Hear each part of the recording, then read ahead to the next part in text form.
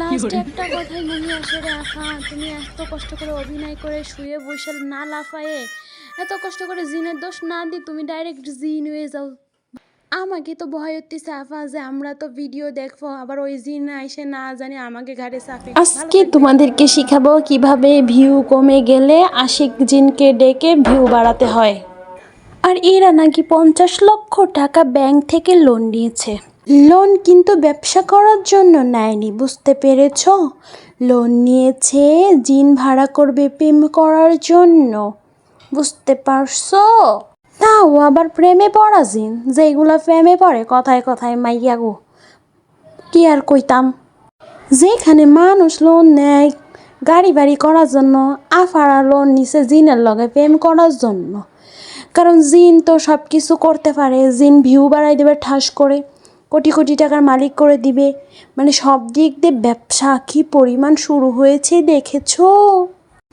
যে কিনা বৌদিদের শরীরে ঢুকে টিকটক বানাবে, টিকটক বানিয়ে ভিউ কামাবে। হাই রে টিকটকার আফাররা, ভাই রে ভাই, মানুষ ইউটিউবে ভিডিওতে ভিউ কামানোর জন্য এত এত বড় বড় নাটক করে, যে এত নাটকের ভিতরে এরাই দেখলাম গেইনার। মানে এত বড় নাটক কেমনে করে ভাই?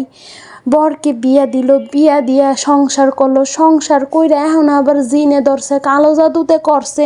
মানে এইগুলা কি ভাই? মানে এত জিনের খাইয়া কোনো কাম নাই, অগ কাছে যায়, মানুষ আর পাইল না খাচ্ছর। কতদিন পরে আবার শুনবেন আমার আপারা বলবে আসলে সব কিছু ঠিকঠাক হয়ে গেছে, পরে ঠাস করে উঠবে আমার জামাইটা এলিয়েন গ্রুপ থেকে ঘুরে এসেছিল, এলিয়েন থেকে ঘুরে এসেছে। এদের জীবনটা পুরো রিয়েলিটি শোর মতো হয়ে গেছে। বিগ বস না, বিগ জিন নিয়ে খেলা হচ্ছে। জিনের সাথে প্রেম, সতীনের সাথে যুদ্ধ, আর জিন নিয়ে ভিউ বেচা।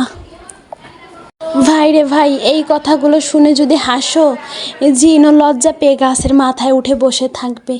আর তখন আমার আফারা বলবে আমরা অভিনয় করতে করতে পুরাই ক্লান্ত আমাগো।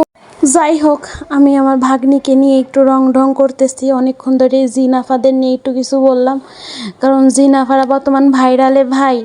মানে একটা মেয়ে কিভাবে পারে নিজের স্বামীকে বিয়ে করাইতে, স্বামীকে বিয়ে করানোর পরে আবার সেই মেয়ের সাথে অভিনয়ের অঙ্গডঙ্গ করে আবার সেই মেয়েকে তাড়াইও দেয়।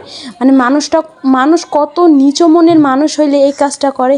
তাহলে তোমার যদি স্বামীকে নিয়ে এতই গর্ববোধ করো, এতই গর্বিত হও, এতই গর্ভবতী হয়ে যাও স্বামীকে নিয়ে, তাহলে স্বামীকে বিয়ে করাইছো কেন ভাই? বিয়ে করাইছো কেন? আর একটা মেয়ের জীবন কেন নষ্ট করলো? সে যেমনই ছিল না তেমন ছিল, তাতে সেটা বড় কথা না। বড় কথা হইতেছে তুমি মেয়েটার লাইফটা নিয়ে ছিনিমিনি খেললা কেন? তুমিও তো একটা মেয়ে, তোমারও তো একটা মেয়ে হয়েছে, তাই না? যত সব ভিউ কামানো আজাইরার টেকনিক, এসব আজাইরার টেকনিক দেখে দেখে মানুষ এগুলা শিখতেছে। ওর দেখে দেখে অনেককেই শিখলো, 2টা বিয়ে করছে, 2টা বিয়ে করে এখন ফুরফুরুত ভালো আছে, কিন্তু সংসারে দেখা যায় ওর শুধু আমরা সোশ্যাল মিডিয়াতে দেখি যে তারা খুব ভালো আছে, কিন্তু ভিতরে যায় তো কেউ দেখে না। ভিতরে এই যে এখন 103 সব বের করতেছে আস্তে আস্তে, যে ভিতরে কি কি হয়েছে। তো সবাই ভালো থাকবেন, আমার খাওয়া দাওয়া শেষ, আল্লাহ হাফেজ।